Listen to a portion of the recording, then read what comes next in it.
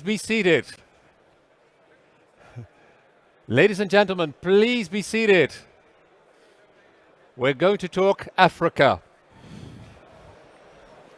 The gentleman standing upright over there, please be seated. Please be seated.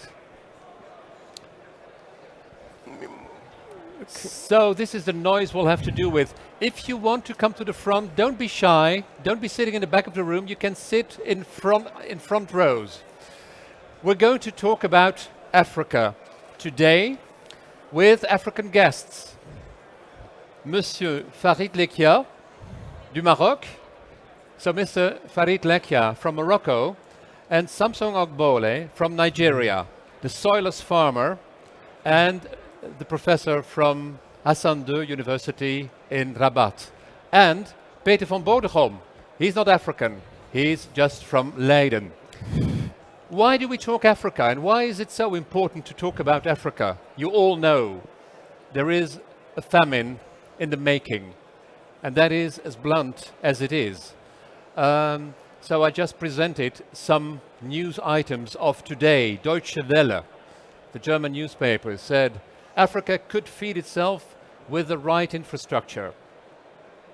And that is a message. Africa doesn't have the infrastructure. Can it feed itself? No, it cannot today. And why doesn't it feed itself? Because production is too expensive, or the rest of the world is too cheap.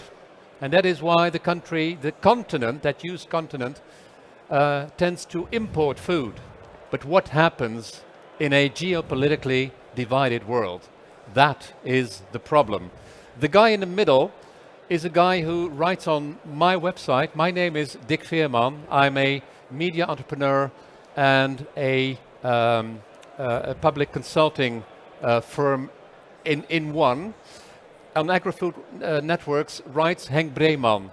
He is now off to Nairobi to assist the African Union on fertilizers to help Africa to become self-sufficient. That is what we will be talking about, and that is why it is so important to talk about Africa. And you know the images on the left hand. Someone selling bread from behind bars and dead animals, sadly. We need to talk about what is going on in Africa, what is cooking, because there is something cooking in Nigeria. And Samson Ogbole, you are the soilless farmer. You're going to be the first one to present. You'll present yourself a little bit more, but what you do is promote soilless farming in Nigeria in order to inspire people to become a farmer. Is that a way to put it very briefly? To adopt agribusiness, not necessarily become a farmer. To adopt agribusiness. Agribusiness, yes. And you're going to talk about that in a minute. Yeah. Monsieur Farid Lekia, Yes. you have quite a program that is being set up, and you're going to present it. And I'll ask you to present yourself as well.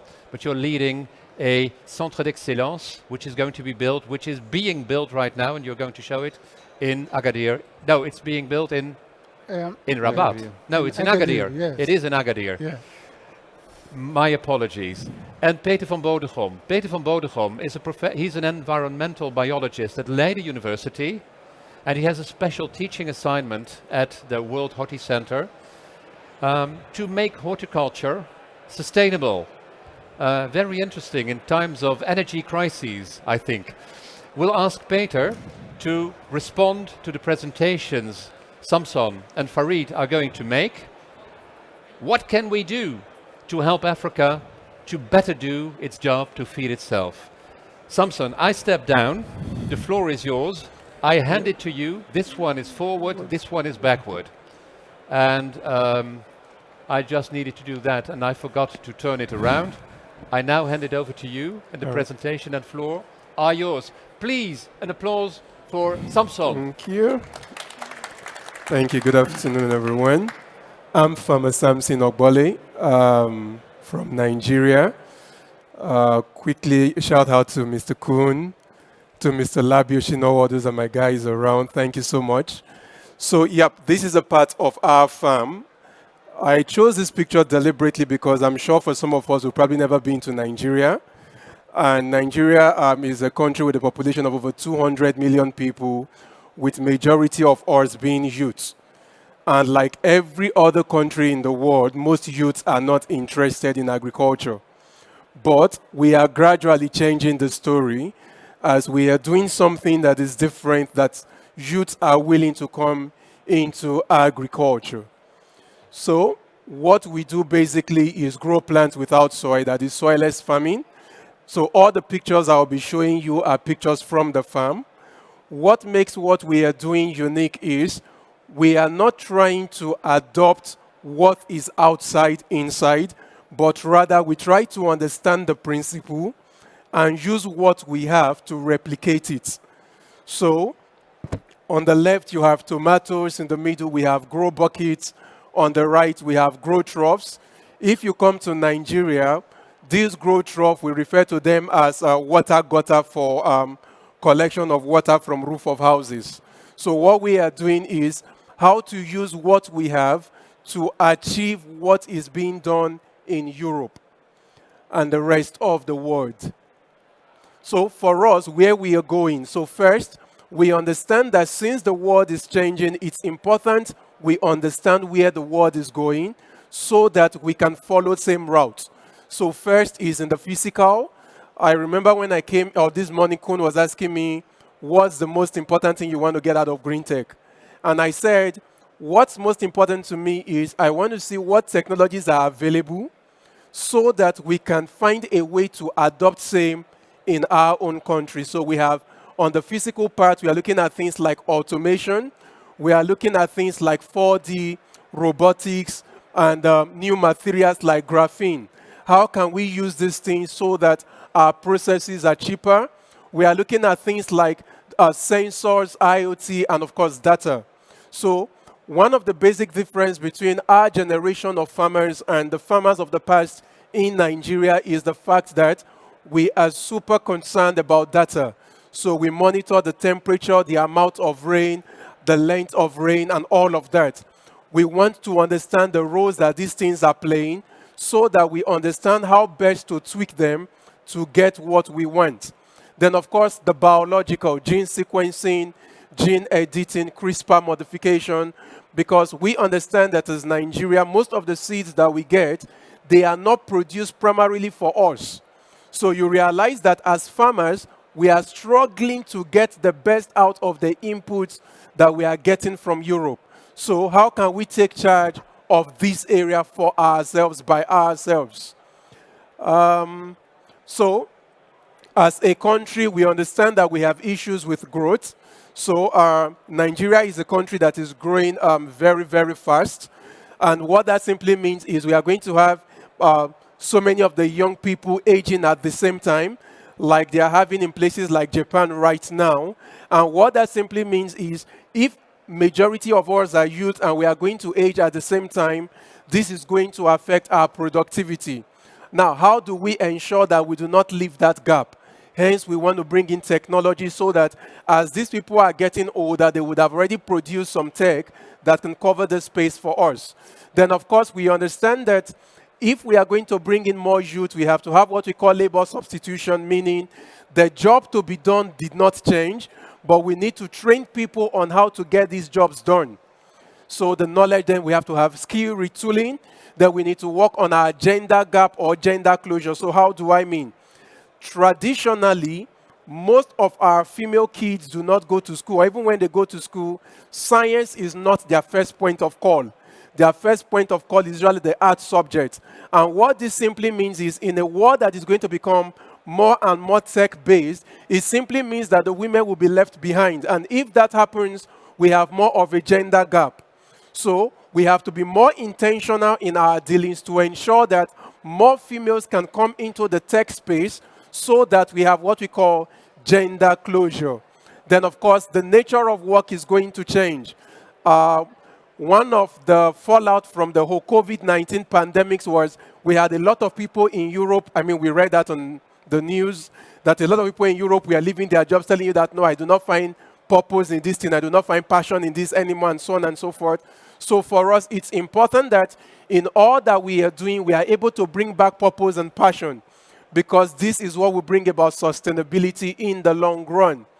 So from what we have done so far, we already have an impact on our business. Take, for example, traditionally, when we plant tomatoes in the open field, in about 2-3 days, the tomatoes is already getting spoiled. But with our soilless farming, we can have tomatoes without any preservative, no refrigeration, last up to a month. A while back, I supplied some tomatoes to some customers, and the tomatoes spent, I think, about 2 or 3 weeks, and then started getting spoiled. And the customers began to complain. Why is your tomatoes getting spoiled after 2-3 weeks? And I'm like, in my mind, I'm thinking, but you used to be cool with it getting spoiled after 2 days. Why are you complaining now? It's just after 2-3 weeks. Now, the point being, for every development that technology brings on board, the perspective of the customer will shift. And that becomes the new normal for the customer. So for us, we understand that it's not just about introducing something new or something better. We must be able to sustain it. 2, we must be able to use every data we collect to enhance the product. So it's not just data for data collection's sake, but data that helps. Then there is a need for what we call collaborative development. I remember backstage when we were still discussing, one of the first questions I know people always ask is, what help do you need? What help do you need? As Africans, we do not want to be helped like you are handing out things. We want to join in the process of development of the solution. We want to work together. Then, of course, we understand that our business operating model will have to change. I will skip this. This is about the government. I will just skip this because of time. These are our farms and our farm ladies. Now, it's also important for us as Africans that because we understand that technology is coming into play, we are also not ignorant of the fact that the way conflict has happened in the past will change. I remember those days when we watch movies where whenever there is a fight or a war, people carry horses and all of that in the name of fighting. And if, for example, I'm in Nigeria and they are using horse to fight in Europe, I know that before the horse will get to Nigeria, it will take a long time. But we understand that since we have things like militarization of space, wearable devices, all of these things coming up. I think last week I was discussing with my team and I made a joke. I said, how do we know whether the whole smart wristwatches we are wearing does not have a chip inside? That the day we offend one country, they just press something, everybody goes boom. We don't know. Now, same thing, the media space is changing the scheme of conflict. Same thing, biology, our food would also change how war will be fought in the future. So for us, we understand that it's not just about feeding us as a people or in Africa, but much more than that, it's about ensuring that if food would ever become a weapon, we do not want to be at the mercy of others. We want to ensure that we can take charge of our future. Our intelligence, our method of thinking first is contextual, so it's about the mind, how we think. Then emotional, we have our heart into it, we have our soul. And much more than that, as farmers in Africa, we realize that we have a lot of farmers who are not healthy physically. So we are always super concerned to ensure that the farmers who are producing our food, they themselves are healthy physically. I think that should be all. Thank you so much for listening. Thank you, Samson. Thank you. So it is indeed about autonomy, what you're talking about. You don't want to be at the mercy of others. That is the basic message we get from you. No, collaboration. By collaboration. By collaboration, not at the mercy of others, but collaboration. We want to work together. Yep. Thank you, thank you. Let's now go to Farid Lekhia. What is cooking in Agadir?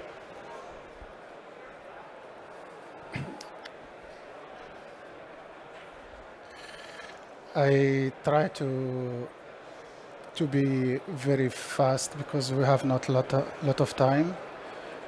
I try to introduce the Centre of Excellence. It's mainly what I am here, and we are building this project. Before, I would like to thank all parties involved, and I am very honored to be here with you and to participate in this great event. Um, Before introducing this Center of Excellence, I would like to tell something.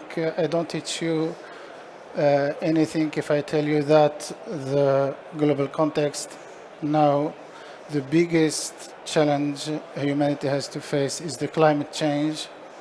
And we have to feed more than 9 billion people in about 2050. And we have to do it with less resources and less water. And it's now that the energy demand is expected to rise more than 50%, and the price of energy is very high. Concerning the local context, Morocco is facing to the climate change. The scarcity water is the biggest problem in Morocco and in our region. And the groundwater pollution, again, it's one of big problems in Morocco. The issue is the research is low integrated and less integrated in horticulture. And the second issue is how to combine knowledge and innovation capacities of both engineers and growers. But in Morocco, like in Africa, horticulture is strategic sector, and the climate is very favorable, and the level of producers' expertise is relatively high and receptive to progress towards mid-tech to high-tech in coming years. Our opportunities is the Dutch Morocco Centre of Excellence that I will tell some ideas today. And the second thing is the Generation Green. Generation Green is to reinforce these advantages and to modernize Moroccan agriculture. The minister in charge of agriculture has drawn up two very ambitious plans which have participated to improving of agriculture. Green Morocco Plan 20 from 28 to 2020, and Generation Green 20 from 2020 to 2030. Generation Green Moroccan Plan is organized agriculture into pillars. First pillar is to the aims to develop of modern agriculture with high added value in the irrigated areas, and the second pillar it's to aims to rise agricultural income in the most vulnerable areas. For the new strategy, Generation Green, I cannot, to respect the time, I would like to, is like the GMP is organized in two pillars. At the originality for this new strategy is the priority to the human element, creating new generation of young entrepreneurs and innovative agricultural organizations.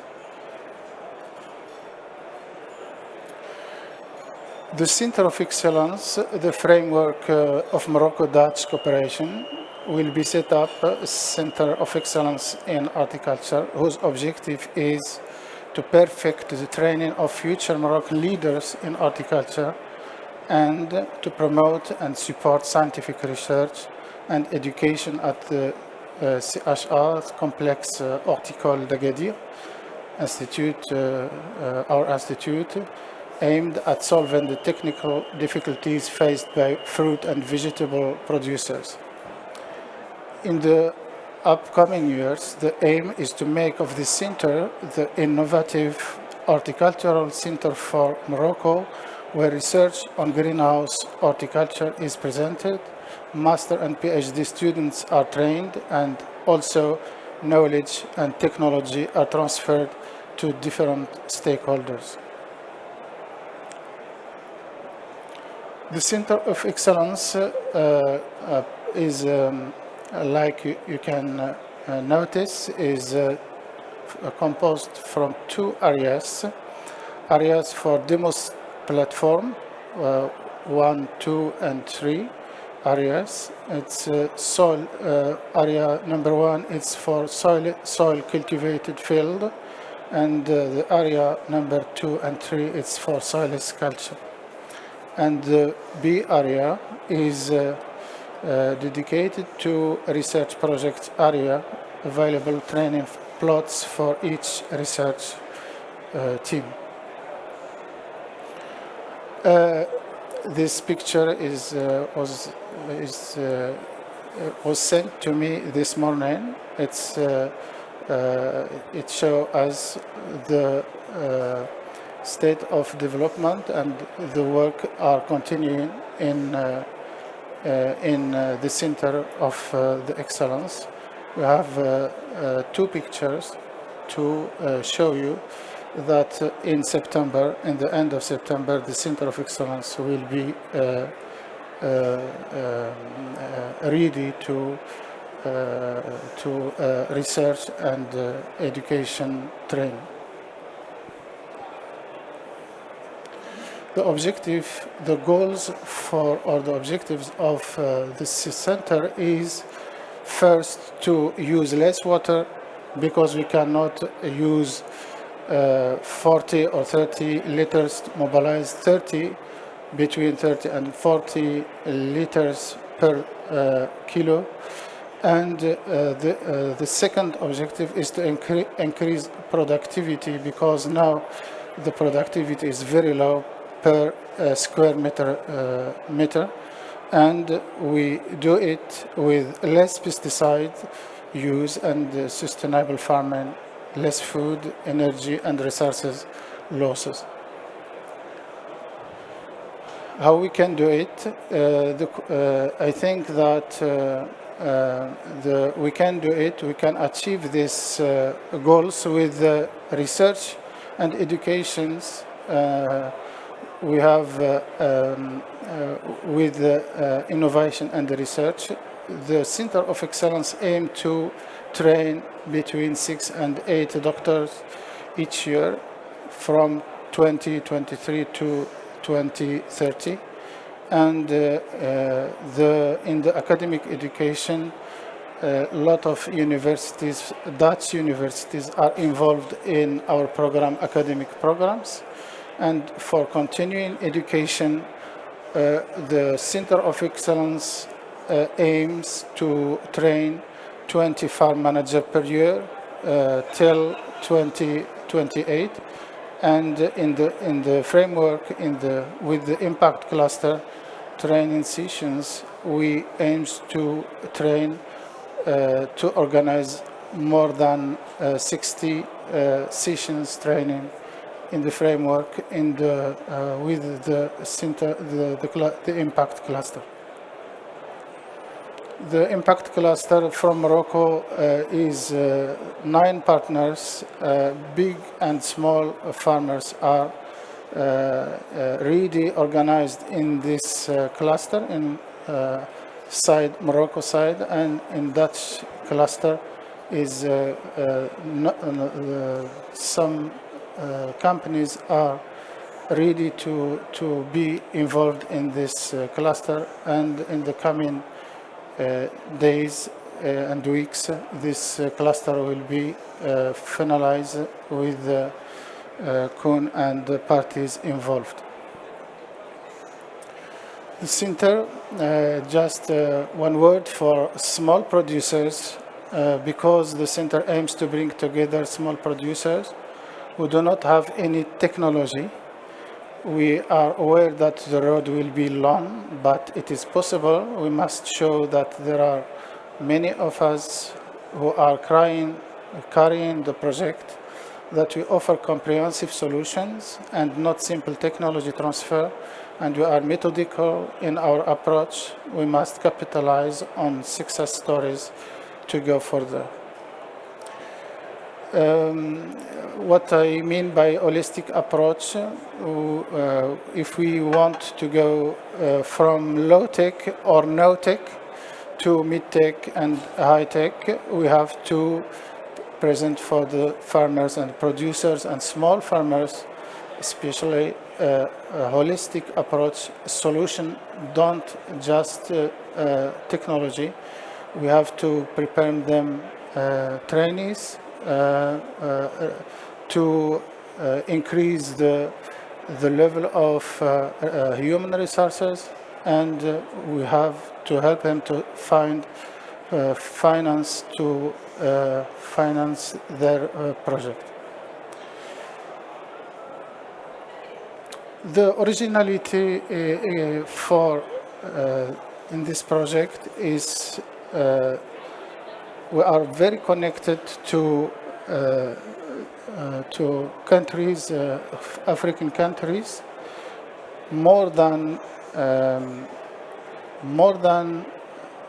20 English and French-speaking African countries are represented in our institution in different education levels: engineer, technician, doctor, and masters. 25% are coming from African countries. It's all what I want to tell you, to introduce this Centre of Excellenc and to open the discussion, and thank you. Thank you, Mr. Nekya. And can you, is it on? Yes, it is on. Thank you very much. And what we saw is indeed we want to collaborate on agribusiness, and you are creating a whole system of education, even to educate African countries, other African countries. Now let's turn to Peter van Bodegom, who has this special teaching assignment. What can you do, Peter, to better collaborate with African countries and these two centers of excellence? There is a center, an impact cluster being built in Africa, in Nigeria, and one in North Africa, le Centre d'Excellence. What can we do to make them turn better? Well, to my point of view, of course, both impact clusters really show how sort of by collaboration in terms of both research and education, we can really make a difference. So to my point of view, sort of the way I look upon it from my task, if you like, which is that I represent both Leiden University as well as Erasmus University and TU Delft. I connect them to companies within sort of horticulture in the Netherlands to try to make such a contribution. So we bring our research, couple those to a knowledge and understanding of the companies, and see how we can connect. And that's exactly what the impact clusters are aiming for, is by collaboration, science and companies, local and the Netherlands, to make the change. So that's kind of how we try to work. And to my point of view, an important aspect is kind of the holistic view that was introduced by Farid, which is how can we make such a change or develop such a system which is directly sustainable, given that currently we do have the means and opportunity to create a system for new. What kind of new technology do we want to build, not being in a way kind of taken down by everything we already have here, but think about it from a system view with respect to the future challenges, and make the connections. Does that mean that you're saying that they could go faster than we go, because we have all kinds of info? Oh, I wasn't understandable. So I was asking Peter, do you think that African countries can go faster than we go in terms of sustainability? I think there's a potential that they can go faster than we are, if indeed we make sure that the knowledge is there, as well as sort of the money is there to make it happen.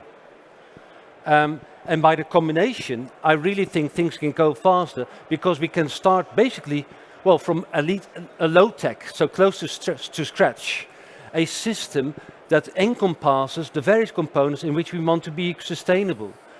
And to my point of view, thinking about, well, synergistic solutions that are both related to energy and to water and to social sustainability as well.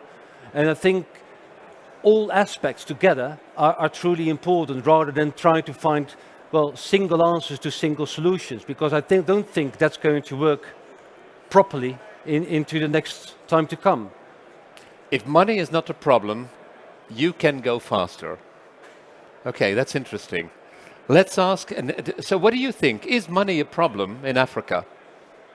Or is there a Keynesian policy that creates value and money with it? Yeah, so as a Nigerian, I would say money is not the problem. The problem, number one, is knowledge. So I say that because if you throw funds at zero knowledge, you will still get zero results. So what needs to stay at the forefront first is knowledge. We need to know, what do we want? So for me as a person, speaking as Samson now, I see agriculture as a tool. Now, agriculture as a tool, meaning there are three things I can use agriculture for. And I need to decide, what do I want to use it for? So the three things for me are, one, I can use agriculture to ensure food security. That is number one. I can use agriculture for just the purpose of income. So it's not about food, it's just about making money. Or I could use agriculture for the purpose of job creation. Now, what I decide to use agriculture for will determine the technology that I adopt. Because if I want to create jobs, there are technologies that should not come into play because they will take out jobs. I need to understand the knowledge base of the people to know the technology that they can adopt without losing jobs. So for us, I would say the first thing should be knowledge based on the goal of the nation. Because if you throw in money first, where there is no knowledge, money will fail. It will just find its way back to the source. Thank you, Samson. Yep. A comment from Northern Africa. What is the point of view of Morocco on this? Money is not a problem. Knowledge is the problem. It's a Keynesian policy. It's a post-war Keynesian policy. It's interesting. Did you know that? Did you ever realize that money is not a problem? You know it. And you are Moroccan? Oh. Can we? There is no mic.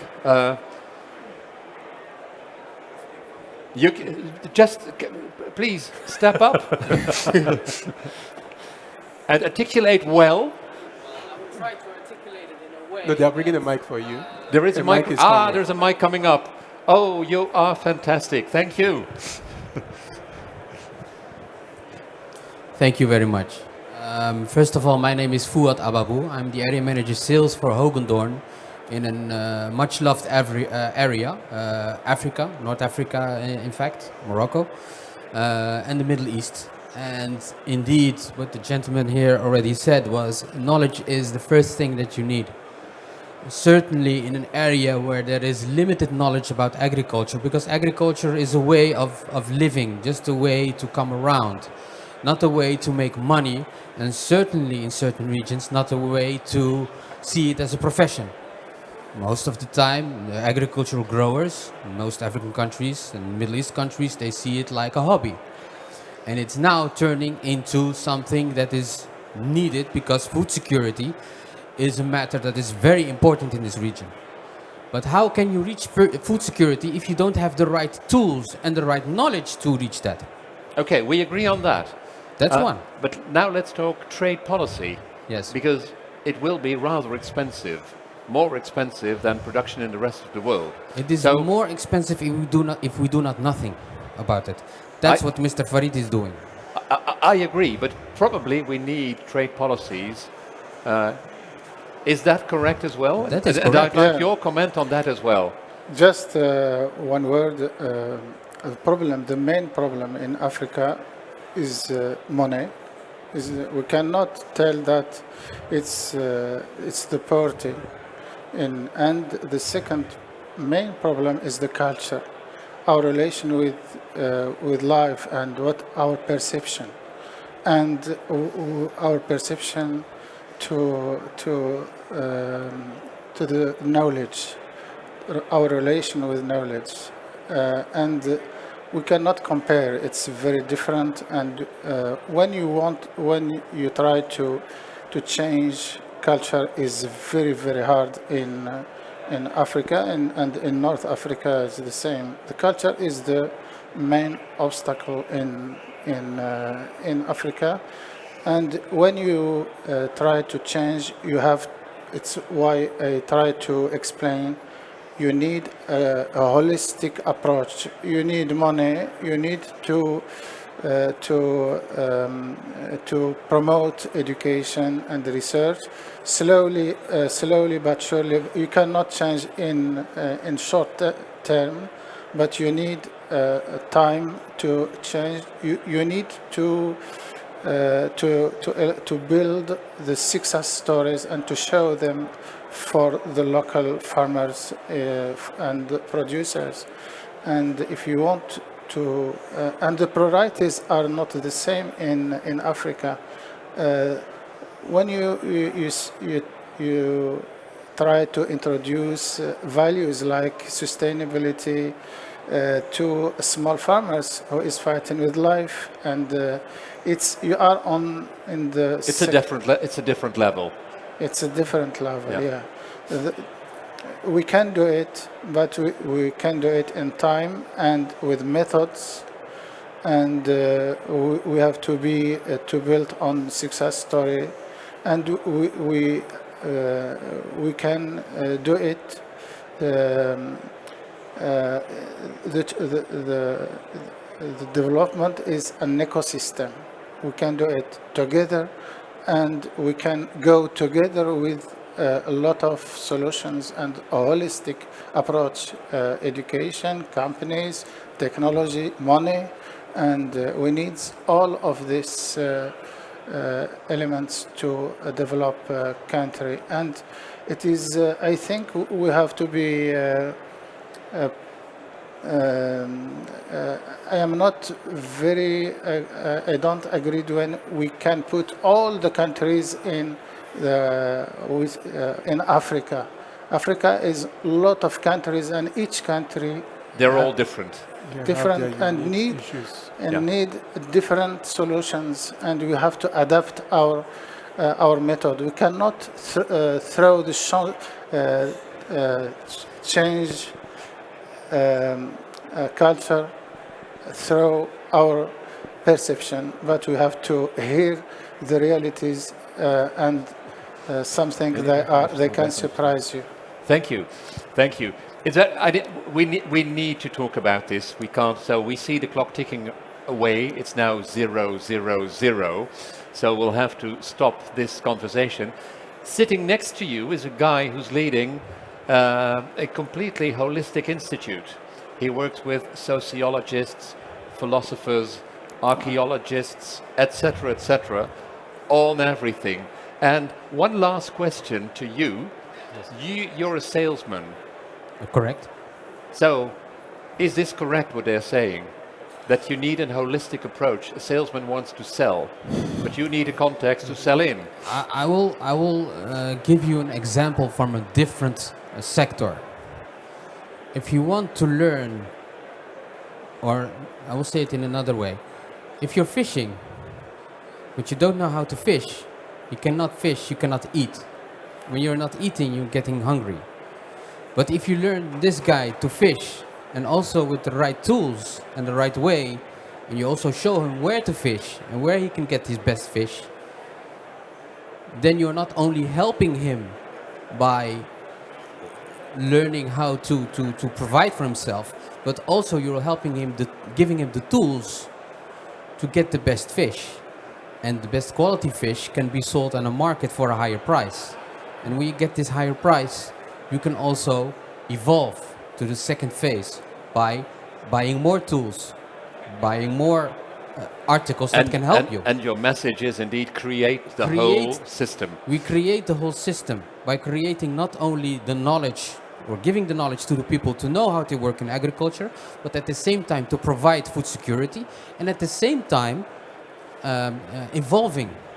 Because at a certain point, this massive food production has to go somewhere, has to be sold somewhere. And when you're also providing, and that's maybe something where we from out Europe can do something about it, you're providing the right prices to these people, so maybe they can export it. And with the right prices, they have also the money funding in hand to do the next phase. Exports from Africa. Okay, thank you. Please give them, I'll cut it. Indeed, indeed, indeed. I will. Sorry. Please give them a warm applause. And what we learned today is that it is about a holistic approach and getting people into agri-business as a system, as Samson said. And it's not one problem, but it is the whole thing. Thank you. We'll cut and leave. Thank you very much for being a good audience.